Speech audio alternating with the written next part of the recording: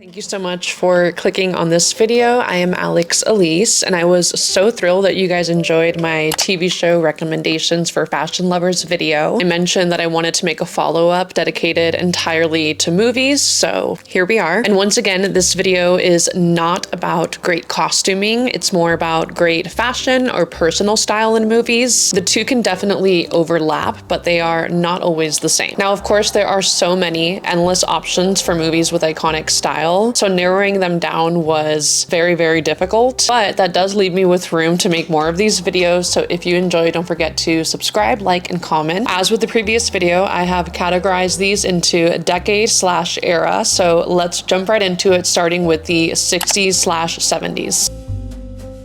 First up on the list is The Love Witch. Although this film was released in 2016, it takes place in the 60s and follows Elaine, who is a young and beautiful witch determined to find a man to love her. In her gothic Victorian apartment, she casts spells and potions and then picks up on men to seduce them. However, her spells end up working a little bit too well, and she's left with an unlucky string of victims. Aside from being stylish, The Love Witch is also considered a newer feminist fantasy classic. It challenges the male gaze, dives into the complexities of female fantasies, and also dissects the consequences of societal expectations. What also really sets this film apart is its visually intriguing aesthetic and its intentional anachronism. A really fascinating fun fact about the film is that the director, Anna Biller, created every aspect of the film, from script to set design and, yes, costuming as well, in a process that took 7 years. She was inspired by influences as diverse as tarot deck cards, Italian Renaissance fairs, and color symbolism in cults. The main character, Elaine, wears a lot of mod mini dresses, Victorian-style robes, elaborate headpieces, gloves, and bold makeup. A lot of the outfits were also color-coded as well, designed as a visual storytelling cue. This precision, blended with feminist fantasy and Technicolor nostalgia, is what makes the Love Witch fashion and aesthetic so iconic and unforgettable. And by the way, none of these movies are going to depict that very exaggerated 1960s look that's depicted in Hairspray, for example. I do love that movie, and I think the costuming is iconic. But again, I'm leaning more towards real life inspo that you can gather from movies. One era/aesthetic that I did really want to capture was the disco era, so I chose the movie Roll Bounce. The film follows Xavier, who is played by Bow Wow. He is a teenage boy in Chicago struggling with the loss of his mother, and he turns to roller skating as a way to deal with his teenage angst. He and his friends are the stars of their local skating rink, but when it closes down, they have no choice but to try a more upscale spot where they attempt to prove themselves to the reigning champions, which is led by a skater named Sweetness, played by Nick Cannon. I was obsessed with this film growing up. This is such an underrated and fun, feel-good film. It's very nostalgic and colorful, funny and heartwarming, and it also has a very groovy playlist. The film's costumes were created by Danielle Hollowell. She's a seasoned wardrobe designer who's been behind many important Black films like Little, The Best Man Holiday, and Girls Trip. While specific interviews on Roll Bounce are limited, she likely drew from real 1970s roller rink fashion because the film is a full-blown love letter to 70s roller disco style with satin bombers, tight graphic tees, lots of bell bottoms, tube socks, and afro picks. Costumes reflect both casual, everyday youth style and more glam, performance-ready looks. I did a rewatch of this when I started roller skating during the pandemic, and it really held up. I love it so much, so do yourself a favor and watch it if you haven't. It's free with ads on YouTube. Next up, we have Almost Famous. This is one that feels obvious to me and perhaps anyone who has ever watched it, but surprisingly, I didn't see it mentioned a lot in articles throughout my research, so let's talk about it. Set in 1973, the film centers around 15-year-old William, an ambitious music fan and teenage journalist who gets the chance of a lifetime when he lands an assignment from Rolling Stone magazine to interview the up-and-coming band Stillwater. As he travels with the band on their tour, he navigates fame, groupies, and growing up fast. Also, Kate Hudson is in it. She plays a very complex groupie. Costume designer for the film, Betsy Hyman, is a masterclass fashion designer who has worked on notable films like Reservoir Dogs, Pulp Fiction, and Jerry Maguire. Betsy is committed to attention to detail, having handmade every single piece in the movie except for the Levi's 501s and 714s that she searched endlessly for. The reference point for how she styled the band in the movie was mainly from the Allman Brothers and the Eagles. And even though the plot centers around mainly men, it's actually Penny Lane's character, played by Kate Hudson, that left the longest lasting impression on viewers and became such a defining fashion moment, capturing the dreamy but chaotic energy of the era's music scene. I'm sure you've seen Kate Hudson in Penny Lane's iconic fur coat, which Betsy took inspo from 1930s opera and Afghan coats. She also took a lot of inspo from iconic women of the time like Janis Joplin. A lot of Penny's clothes also had psychological meaning behind it, so her dainty blouses were meant to reflect her vulnerability in the spaces that she was in, while her fur coat was meant to function sort of as armor as she was on tour with the band. A lot of the outfits consist of bohemian layers, suede jackets, shearling coats, flared jeans, crocheted, sheer blouses, tinted sunglasses. If you haven't seen this movie, it is definitely a must, especially for 70s fashion lovers.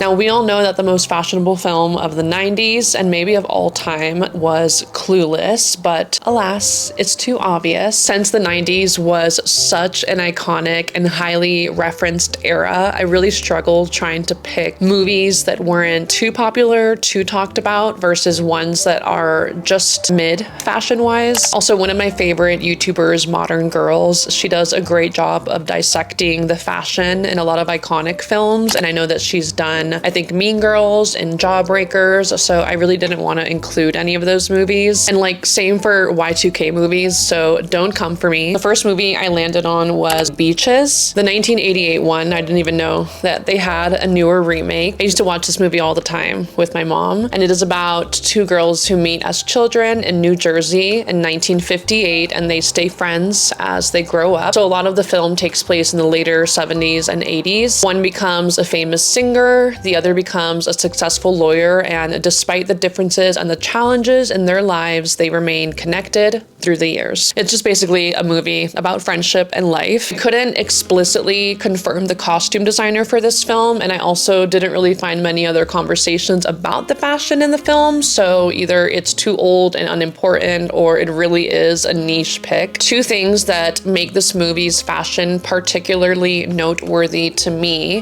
one, we have two stylish main characters, not just one, but two, each with their own distinct style, different from one another. And then two, it's really not every day that we get a movie that shows the entire lifespan of someone, and this is one of them. It's nice when you can see how fashion evolves from someone's childhood to later adulthood in movies, and it's always a really cool fashion time capsule experience anyways, just to see how fashion unfolds through several decades. Now, Cece, who is played by Bette Midler, is very loud, ambitious, and eventually becomes a successful performer. So her clothes are very big and bold and glamorous. Her wardrobe follows sequins, feathers, fur coats, and dramatic stage wear. And then we have Hillary, who's the lawyer. She's the total opposite, very quiet and refined, and she dresses in a lot of classic, understated pieces that reflect her upper class background and more reserved personality. This one is also free on YouTube with ads, and I would highly recommend it. Next up, we have the movie Selena. Ooh, I am so excited to talk about this one. It might be a little bit longer just because her style was so culturally iconic. This biopic follows the life of iconic Mexican-American singer Selena, from her childhood performing in her family's band to becoming a Grammy-winning star. It captures her rise to fame, her breaking into the male-dominated Tejano music industry, her connection with fans, her incredible fashion style, and her tragic death at just the age of 23 years old. It's super important to note that Selena was already a fashion icon herself, and a very revolutionary one at that too, blending a lot of Tejano fashion with Western style. With the help of a fashion designer, Martin Gomez, Selena opened up 2 boutiques in Texas, and according to her boyfriend at the time, nothing excited her more than the thought of expanding and bringing her designs to life. As mentioned, her style was deeply influenced by Tejano culture, which, if you didn't know, is people of Mexican descent who have historical roots in Texas before it became Texas. Italian fashion designer Elisabetta Beraldo worked closely with Selena's family to recreate many of her most iconic looks, and since her death was unfortunately still so recent, she was able to find and source a lot of the same materials and textiles. Tejano style blends Mexican and American influences, so expect to see a lot of Western boots, high-waisted denim. The Mexican influence shows up through details and symbolism such as embroidery, bold colors, gold jewelry, religious icons, and floral or folkloric patterns. In a way, Selena sort of created her own iconic fashion style by mixing the two influences in Tejano flair with pop star glam, creating a look that was uniquely hers and deeply rooted in her heritage. If you somehow missed this movie, go fix that. Next up, I have the film Stepmom. This movie follows a woman with terminal illness who faces the challenge of accepting her ex-husband's new partner while trying to support her children. This is an underrated Julia Roberts gem, even though Susan Sarandon is phenomenal and devastatingly good as well. But when you think of Julia Roberts films, this is probably not the one that you think of. And maybe I'm just really weird for finding movies with a heavy subject plot to be feel good, but this is yet again another one. Since a lot of the film is set in fall New York, it is very cozy and nostalgic. The costume designer Joseph Ayulisi says that the idea was of course to make the two women look as different as day and night fashion-wise. And honestly, like in most of the films we're going to discuss, and people in real life, the fashion was deeply influenced by the geography, the times, and the characters' stories. Fashion in Stepmom gives Gilmore Girls. It's very subtle and has an understated fall palette. Isabel, who's played by Julia Roberts, dresses like a stylish New York City professional. Her chic wardrobe includes a lot of tailored white shirts, black leather pants, designer shoes, and cashmere sweaters. She wears a lot of turtlenecks. She has this one really cute outfit where she wears a bucket hat that I always remembered. And then at home, she dresses a little bit more laid back. She has this other iconic look with a red headscarf that I also really love. And then Jackie, who's a bit older, the costume designer, mentioned that he really wanted her style to be kind of anti-New York City during that time. So it's much more elevated and earthy, with her sporting cashmere sweaters layered over collared blouses, neck scarves, and pleated khakis and pants. Also, the kids have a pretty good subtle style as well. Consider yourself warned though, this is another tear jerker, so make sure you have a box of tissues nearby when you watch this one.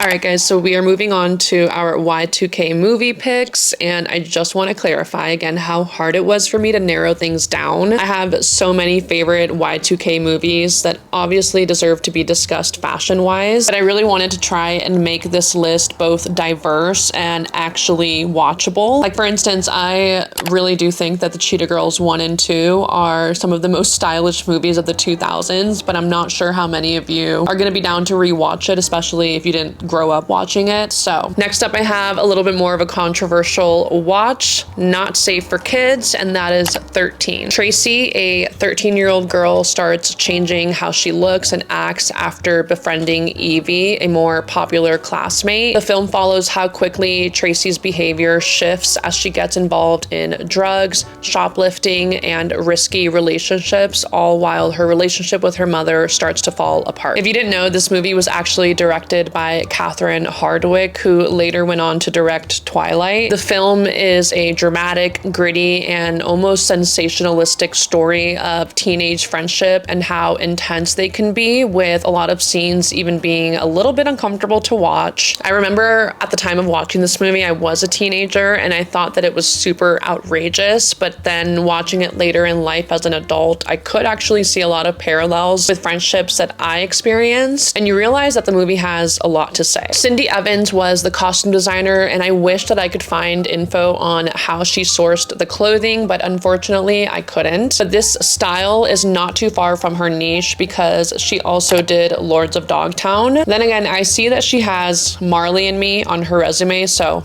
I guess she's diverse. The girls' friendship actually evolved from complimenting each other's accessories to shoplifting at the mall, so their friendship is almost subconsciously rooted in fashion and its impact at the time. The fashion in the film is best described as early 2000s mall grunge and heavily inspired by the girls' rebellion, with one article I read describing the wardrobe as more risque Avril Lavigne or perhaps a drug-fueled shopping spree at Hot Topic. The girls were so unruly and disobedient. They would wear a lot of very bold and risky fashion choices with tight tank tops, low-rise jeans, cropped hoodies, hoop earrings, and their thong straps showing. The clothing choices play a crucial role in the story, showing how the characters use fashion to connect, grow up fast, rebel, and gain attention. I wanted to choose like another version of the Cheetah Girls, if you will, with more Y2K maximalism. And for that, I've chosen Josie and the Pussycats. The film follows a small town girl band who gets discovered and becomes super famous overnight, but they slowly realize that they are being used by their record label to sell products through their music. The costumes were designed by Lisa Evans. She actually worked a little bit on Clueless costumes as well. She really wanted the style to be very fashion forward, bold, and ahead of its time. Most of the outfits were actually custom made, since in the early 2000s, fashion didn't look like this just yet. It's possible that a lot of the outfits were also indirectly inspired by pop stars of the time, like Britney Spears and Christina Aguilera. I'm pretty surprised that this movie doesn't show up on more lists for iconic fashion. The outfits are full-on Y2K maximalist, a lot of bright colors and fur trims and metallics and animal prints, low-rise pants, and coordinated group outfits too. Clothes are very loud on purpose just to match the movie's message about image and consumerism. The costume designer said that she wanted the outfits to feel very cartoon-like, over the top, and almost caricature-like, and I think she did a great job. The outfits remain very visually appealing and exciting to look at even today. Next up for iconic 2000s films, I know that this one is pretty well known, but I don't feel like it's talked about enough in the fashion realm, and that is Coyote Ugly. This film follows Violet, who moves from New Jersey to New York City hoping to launch her songwriting career. She ends up working at a rowdy bar where she learns to perform and gain confidence. At the time of shooting, the film's costume designer, Marlene Stewart, had been working with artists such as Madonna, Cher, and Janet Jackson, so she was really well versed in making outfits for dancing. A lot of the fashion in the film was very tough and edgy and inspired by the time and place, of course. They actually filmed this movie at a popular dive bar in New York City, so they took a lot of the inspiration from what the staff wore, a very dive bar biker inspired aesthetic. The costume designer inspired a lot of rock and roll style with Western American elements, such as incorporating red, white, and blue into outfits, as well as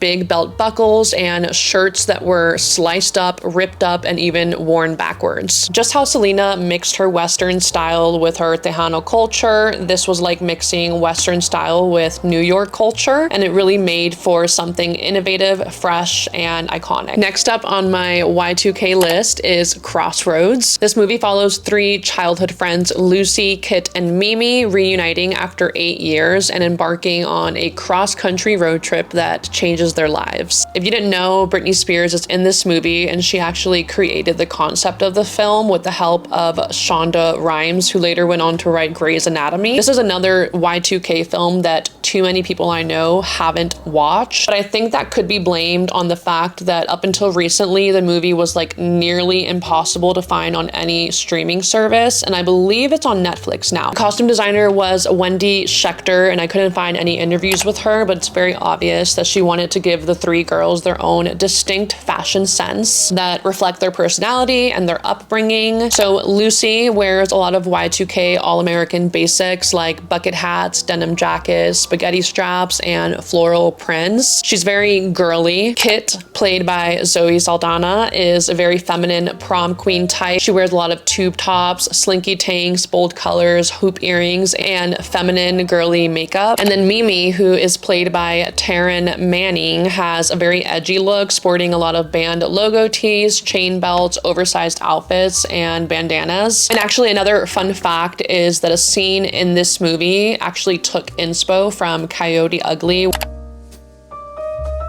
I've also chosen the movie Do Revenge, which is one of my favorite modern day chick flicks. The movie is centered around two high school girls, Drea and Eleanor, who team up to get revenge on those who have wronged them. It's a classic style on modern teen drama with nods to classic 90s films like Heathers, Clueless, and Mean Girls. You might notice that their school uniforms kind of mimic the outfits in Clueless, and that was very intentional. This movie is genuinely so good, and I definitely do consider it to be like up there as a modern day Mean Girls. It is very satirical and over the top, but it's also very sharp, self-aware, and super campy and a lot of fun. Aside from pulling inspo from 90s teens movie, the costume designer Alana Morsehead also pulled a lot of inspiration from K fashion at the time. The film's wardrobe is half the story and truly serves such an important purpose in the movie. Now, obviously, it's very exaggerated since the film itself is satirical and over the top. The fashion plays into that and definitely adds to the story, especially because the school that they attend is a prestigious rich kid academy. The costume design plays a lot with color, contrast, and bold patterns. They also have a lot of parties, so they get dressed up in a lot of glamorous outfits. This movie is loaded with iconic looks and definitely deserves a watch if you love fashion. Next up, I have the movie Empire Waist. Empire Waist follows a group of teens learning to love their bodies through inclusive fashion design and friendship. Costume designer Francesca Roth crafted outfits that highlight self-confidence and inclusivity. She went beyond standard sizing and constructed pieces to fit each actor authentically. Kayla's outfits stand out with bold plaids and faux fur accent pieces inspired by Clueless. Every single costume and outfit in this movie really serves the story to push forward representation in fashion. I'm calling this next decade/era Italian coastal because I specifically wanted to include the vibe, but it's not limited to just one decade. For instance, we have the talented Mr. Ripley, which is one of my favorite movies style-wise. It takes place in 1958 and follows Tom Ripley, a very charming but dangerous young man who is hired to retrieve a wealthy heir from Italy, but he instead forms a very unhealthy obsession with the luxurious lifestyle. It features a star-studded cast with Matt Damon, Gwyneth Paltrow, and Jude Law. The costume designers for the film, Anne Roth and Gary Jones, were actually nominated for an Oscar and received tons of praise for the costuming in this movie. It has such an effortlessly chic, sun-soaked Italian holiday laid-back summer vibe. Both the style and cinematography of the movie really portray the typical 1950s Mediterranean style. Many of the characters wear light linen suits, simple polo shirts,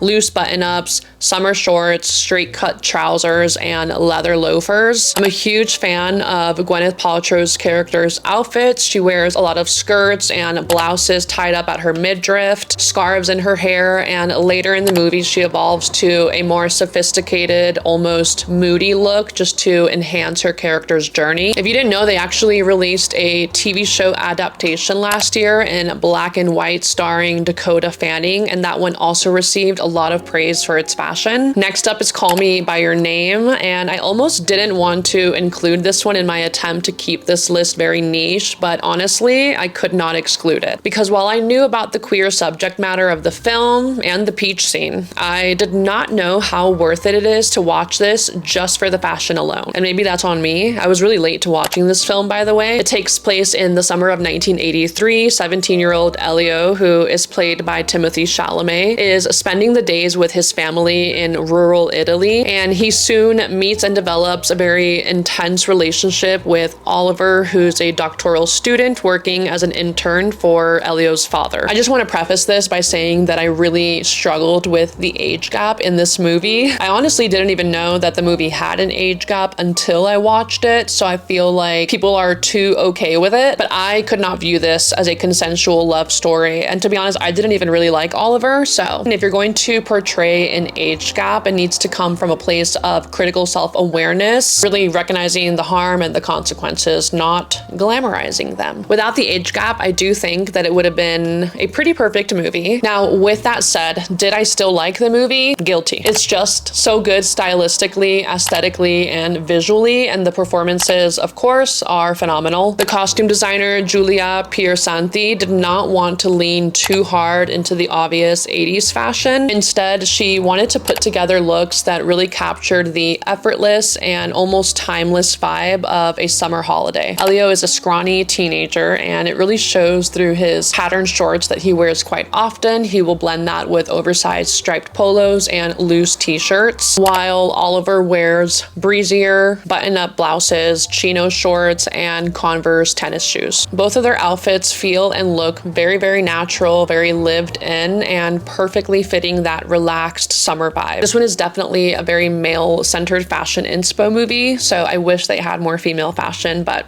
they don't. Now, a quick honorable mention, if you want a more up-to-date version of this style, Giulia also worked on a bigger splash, which brings a cool, more modern holiday style mixed with relaxed island wear and a lot of sophisticated, sharp pieces. The film's fashion balances casual linen shirts and vacation wear with high glamour pieces sported by the lead, Tilda Swinton.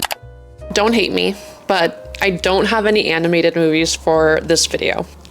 Honestly, I struggled with this one so much. I didn't want to suggest like the Bratz movie or the Winx movie because the animation in those movies is actually criminal. I think it comes down to the fact that one, I really don't watch too many animated movies aside from like Disney and Pixar. And two, most animated movies and shows don't really commit to a lot of outfit changes. So nothing really got me as excited as Totally Spies and As Told by Ginger. And I know that there are a lot of great stylish anime characters out there, but I'm not gonna talk about a whole genre that I have no experience in except for Avatar: The Last Airbender. I'd love to hear your suggestions if you know of any so that I can check them out and perhaps feature them in my next video. If I missed any vibe or aesthetic, call me out on it so that I can make sure to include it in my next video. Don't forget to subscribe, like, and comment because I love hearing from you guys, and I will see you in the next one.